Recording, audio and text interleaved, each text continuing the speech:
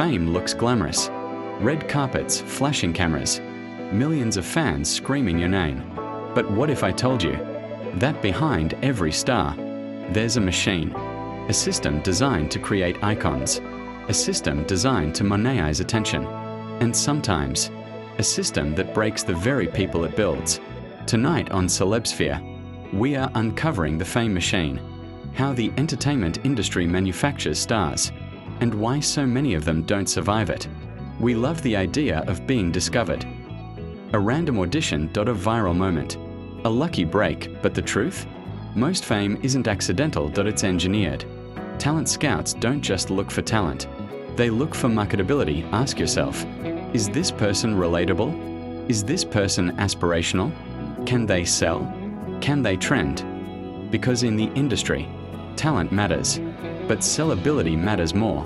Before the world sees a star, executives see revenue potential, branding flexibility, audience targeting. The public sees magic. The industry sees investment. Once someone is chosen, the construction begins. Image consultants, stylists, media trainers. P are strategists. Every word becomes curated, every outfit becomes calculated, every interview becomes rehearsed. The goal? Create a persona. Not necessarily the real person, but a version of them the audience can consume. The girl next door, the bad boy, the innocent child star, the relatable underdog. Brands are easier to sell than humans, and once a person becomes a brand, they become replaceable. Pause for a moment. When you think of a celebrity, do you know the real person or the brand built around them? Now the machine shifts gears. Public relations teams coordinate interviews, media outlets publish features, award show appearances are strategically timed, social media algorithms push visibility. The goal isn't just attention. It's saturation. You don't just see the star once, you see them everywhere. Music charts, streaming platforms, talk shows, headlines. Familiarity creates attachment, and attachment creates loyalty. But here's the hidden layer. The same media that builds someone up can also tear them down. And that switch can happen overnight. Behind the scenes, there are contracts. Long ones. Multi-album deals, multi-film commitments, management agreements. Young artists often sign before fully understanding the long-term consequences. Some contracts control a image rights, a revenue splits, a touring obligations, a creative direction. When fame hits at 16 or 18 years old, decision-making power often belongs to adults in suits. And suddenly, a teenager becomes responsible for a corporation's profit expectations. That's not just fame. That's pressure. Here's where the machine becomes dangerous. Fame alters identity. Normal development requires privacy. Failure without humiliation, experimentation without headlines. But fame removes privacy. Every mistake becomes public record. Every awkward phase becomes meme material. When applause becomes validation, silence becomes fear. When attention becomes self-worth, criticism becomes identity-threatening. And when millions are watching, who are you allowed to be? If you're still watching, comment, fame isn't free. Because by now, you're starting to see it. This isn't just about celebrities. It's about a system. And we are only halfway through. Once a star peaks, the machine doesn't slow down. IT accelerates. More tours, more interviews, more appearances, more content. Because fame has a shelf life. The industry knows trends shift quickly, so it extracts maximum output while attention is high. This leads to exhaustion, burnout, isolation. Friends become employees. Relationships become PR risks. Trust becomes complicated. And the person at the center often feels alone in a crowded room. Here's the pattern no one talks about. Phase 1, build them up. Phase 2, idolize them. Phase 3, overexpose them. Phase 4, turn on them. The public gets tired. The media shifts tone. Old mistakes resurface. Suddenly, headlines change. From praise to scandal, the same audience that cheered yesterday becomes the critic today. And the machine moves on to the next rising star, because outrage generates clicks too. At this stage, there are usually two paths: reinvention. Or collapse. Reinvention requires a strong support systems, a strategic PR rebuilding and mental resilience, a sometimes stepping away. Collapse happens when identity was too tied to fame, support was weak, pressure was overwhelming. We've seen both outcomes repeatedly in entertainment history. But here's the deeper question. Why does this pattern repeat so often? Because the system prioritizes profit over protection. Stars are assets until they aren't. The fame machine doesn't care about individual outcomes. It's bigger than any one celebrity. As one fades, another rises. Talent shows, social media virality, streaming platforms, reality TV. The pipeline is constant. Fresh faces, fresh narratives, fresh brands and audiences. We participate. We stream. We follow. We click. We comment. The machine survives on attention. And attention is currency. But here's what most people don't realize.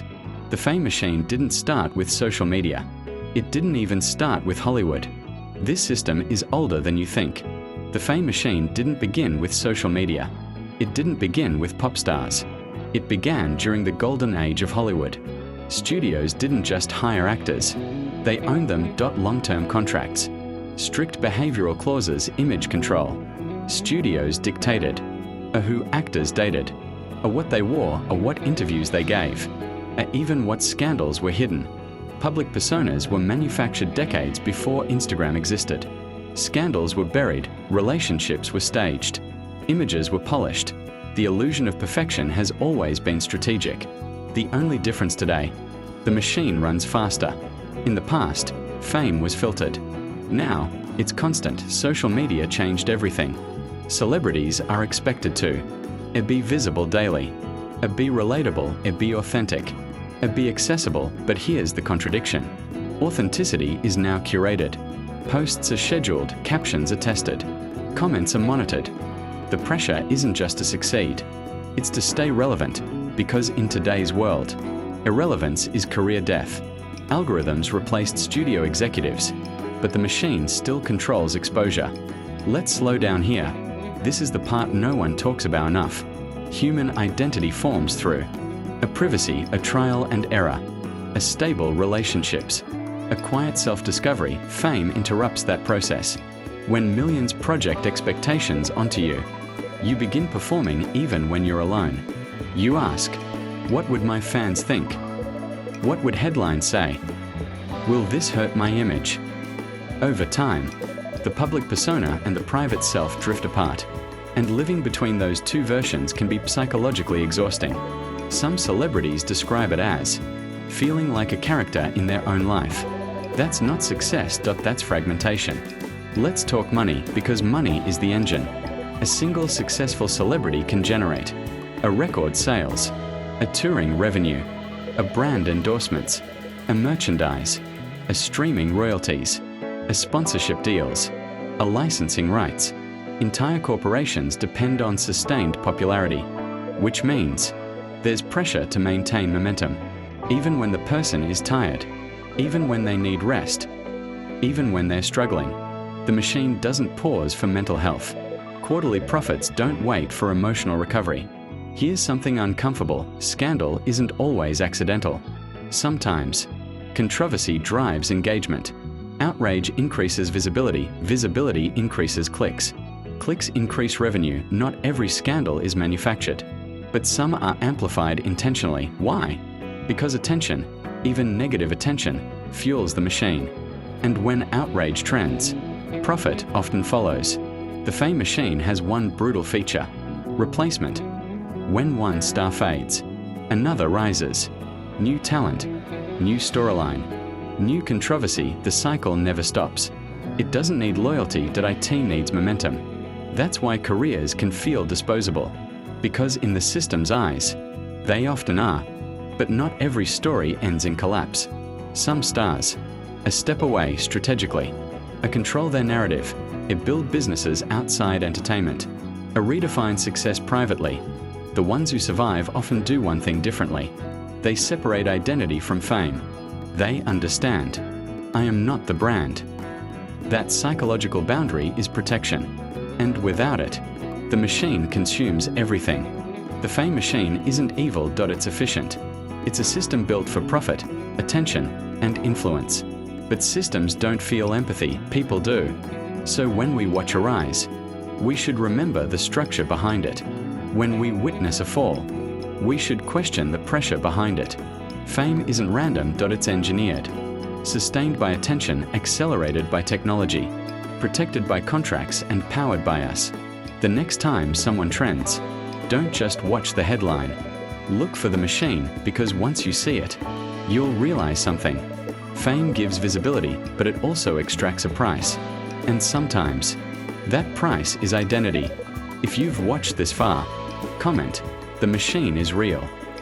So I know you stayed for the truth. If you want more deep, cinematic analysis of the entertainment industry, subscribe to Celebsphere, because here, we don't chase headlines. We break down the systems behind them. And trust me, there's always more beneath the spotlight. I'll see you in the next documentary.